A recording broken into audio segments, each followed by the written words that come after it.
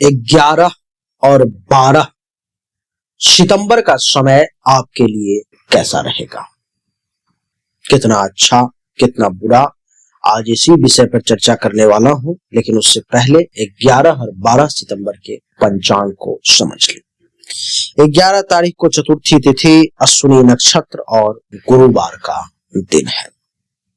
चंद्रमा मेष राशि में है।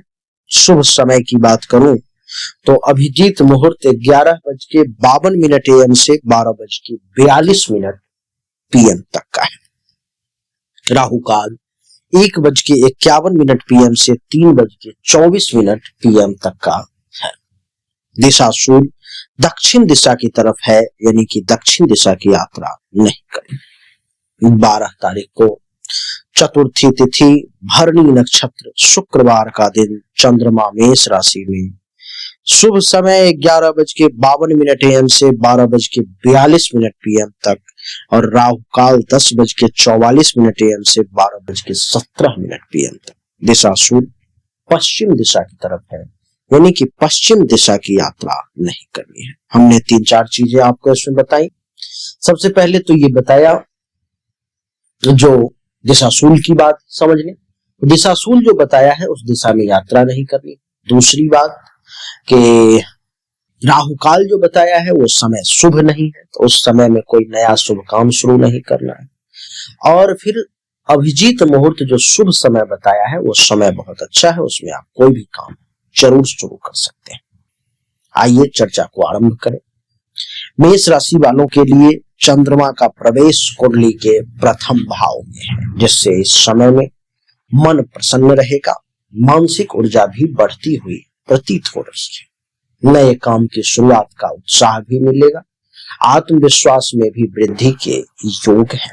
यात्रा या नए लोगों से मिलने के योग बनेंगे, ऐसा मैं देख पा रहा हूं।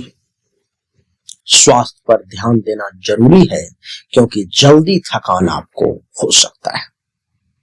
मेष राशि वाले लोग इस समय में विवेकशील व्यक्ति की तरह काम करेंगे, इनका विवेक बहुत अच्छा रहेगा। इतना ही नहीं, चंद्रमा प्रथम भाव में है तो चेहरे पर में भी एक गजब की चमक, एक गजब की आभा, चंद्रमा के समान सुंदरता जो है सो देखने को मिलेगी। मेष राशि वालों को इस समय में चरित्र भी अच्छा रहेगा, ये एक चरित्रवान व्यक्ति के तौर पर मैं जान जाएंगे। बात करूंगा वृषभ राशि की। वृषभ राशि वालों के लिए कुंडली के 12 भाव में चंद्रमा है, तो ये दर्शा रहा है कि खर्च बढ़ेंगे। अगर घर से कहीं दूर जाना चाहते थे तो वो मौका, वो अवसर आपको मिल सकता है। नींद की समस्या हो सकती है। दान पुण्य और आध्यात्मिक कार्य करने का अवसर भी आपको मिलेगा। गुप्त शत्रुओं से आप सावधान रहें इस समय में, नहीं तो गुप्त शत्रु आपको परेशान करने का प्रयास कर सकता है। मिथुन राशि वालों के लिए कुंडली के 11 भाव में है चंद्रमा, जो ये दर्शा रहा है कि खुशी और उत्साह में वृद्धि होगी, बड़े लक्ष्यों की प्राप्ति होगी, इच्छाओं की पूर्ति का भी ये समय। मित्रों से सहयोग भी मिलेगा, लाभ और धन में भी वृद्धि के योग है। बात करूंगा कर्क राशि की। 10 भाव में है चंद्रमा, जो ये दर्शा रहा है कि नए अवसर आपको प्राप्त होंगे। बड़े लोगों से मेल जोल करने का भी आपको मौका लगेगा। सामाजिक मान सम्मान भी बढ़ता हुआ मैं देख पा रहा। देवी और सज्जन, नौकरी और व्यवसाय में भी आपको लाभ मिलेगा। कार्य क्षेत्र में उन्नति के योग है। अपने कार्य क्षेत्र में आप कुछ बड़े बड़े काम कर सकते हो। बात करूंगा सिंह राशि।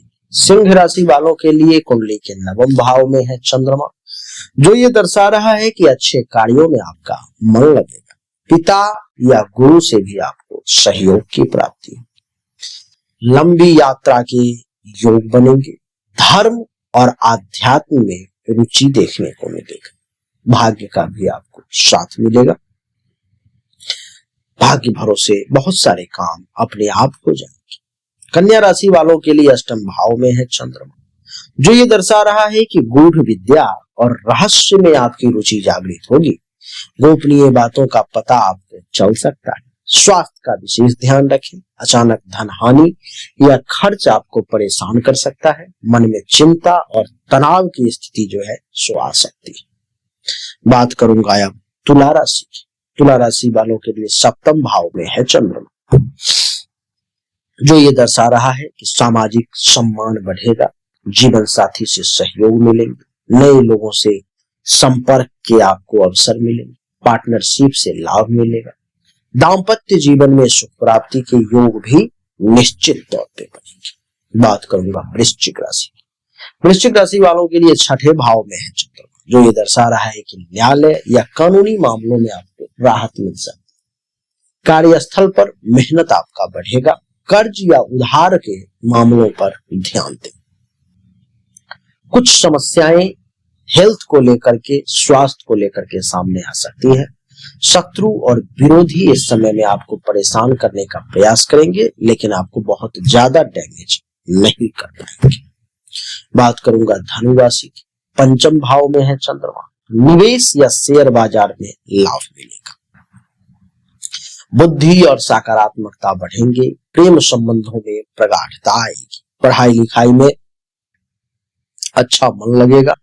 संतान से सुख मिलने का योग भी बनता हुआ दिखाई दे रहा है। प्रेम संबंध में अगर कुछ परेशानी है तो वो सॉर्ट आउट हो सकती है। बात करूंगा मकर राशि। चौथे भाव में घर में मांगलिक कार्य की संभावना दिखाई दे रही है। मानसिक शांति और सुकून भी आपको मिलेगा। वाहन या संपत्ति के कार्यों में भी आपको लाभ मिलेंगे। माता से लाभ या उनके साथ समय जो है सो आपका बीतेगा। घर परिवार में सुख मिलने के भी बहुत योग है। बात करूंगा कुंभ राशि। तृतीय भाव में है चंद्रमा, जिससे मेहनत में अच्छे परिणाम मिलेंगे। जितना परिश्रम करेंगे उतना फायदा होगा। नए कार्य में हिम्मत दिखा पाएंगे आप। छोटे छोटे यात्राओं के योग बनेंगे। भाई बहनों का सहयोग भी मिलेगा। साहस और पराक्रम भी बढ़ता हुआ प्रतीत हो रहा है। बात करूंगा राशि चक्र की अंतिम राशि मीन की। द्वितीय भाव में है चंद्र, जो ये दर्शा रहा है कि पारिवारिक जिम्मेदारियां पूरी करनी होगी। वाणी से आकर्षण बढ़ेगा। स्वादिष्ट भोजन का आनंद आपको मिलेगा। आर्थिक लाभ या धन का संग्रह भी आपको होगा। परिवार में सुख और बातचीत में मधुरता भी बढ़ती हुई प्रतीत हो रही है, ऐसा मैं देख पा रहा हूं। देवी और सज्जनों, मेष से लेकर के मीन तक की 11 और 12 तारीख की कुछ इस प्रकार की कहानी थी, जो मैंने आपको बताया कि कैसा रहने वाला है आपका समय। उम्मीद करता हूं आप समझ गए होंगे, अच्छा लगा होगा। अच्छा लगा, समझ गए तो इस वीडियो को लाइक करें, शेयर करें, चैनल को सब्सक्राइब करके इसके बेल आइकन के बटन को दबा दें। राधे राधे, राम राम।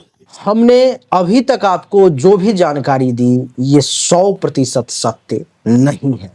फिर से सुने, 100% सत्य नहीं है। आपने बिल्कुल सही सुना है। ऐसा मैं क्यों कह रहा हूं? क्योंकि अभी तक जो हमने आपको बताया ये एक सामान्य राशिफल है, विशेष नहीं है। विशेष जानकारी, 100% एक्यूरेट जानकारी तो आपको तभी मिल सकती है जब पर्सनली आपके जन्म कुंडली की जांच की जाए, पर्सनली आपके हाथ की रेखा को देखा जाए, तभी तो सिर्फ आपके बारे में सही जानकारी आपको प्राप्त होगी। और जब वो जानकारी प्राप्त होगी तो वो 100% एक्यूरेट होगी।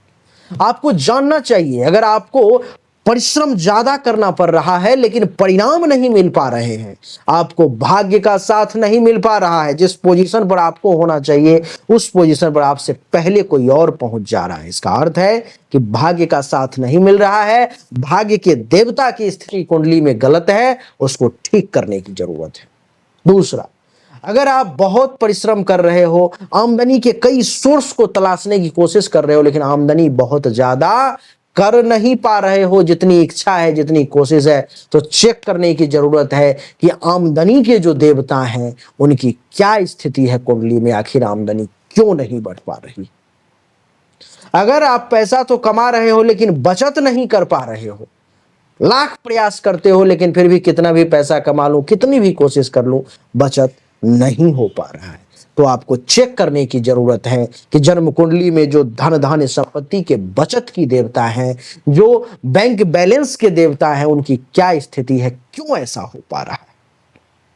लेकिन इन सब को चेक करने के लिए पर्सनल आपकी जन्म कुंडली की जांच करनी पड़ेगी, तभी जाकर के वो पता लग पाएगा। देवियों सज्जनों, चाहे कोई बीमारी है जो आपको बहुत परेशान कर रहा है, बहुत परेशान कर रहा है, आप ठीक नहीं हो पा रहे हो, चाहे आपका विवाह नहीं हो रहा, वैवाहिक जीवन में अथवा परेशानी आ रही है, मामला तलाक तक पहुंच गया है या विवाह हो ही नहीं पा रहा है, जिस काम को करने की कोशिश कर रहे हो हर काम में रुकावट आ रहा है, जमीन मकान गाड़ी चाह रहे हो लेकिन हो नहीं पा रहा है, तो इन सभी शंकाओं का समाधान जन्म कुंडली देखने के बाद ही मैं आपको दे सकता हूं। उसके लिए सामने दिए गए नंबर पर में अपनी जन्म तारीख, जन्म समय, जन्म स्थान, दोनों हाथ के हथेली का फोटो अवश्य भेजें। जो शुल्क है जमा करें, इंतजार करें, आपको जानकारी अवश्य मिलेगी। अच्छा लगा तो वीडियो को लाइक करें, शेयर करें, चैनल को सब्सक्राइब करके इसके बेल आइकन के बटन को दबा दें। राधे राधे, राम राम।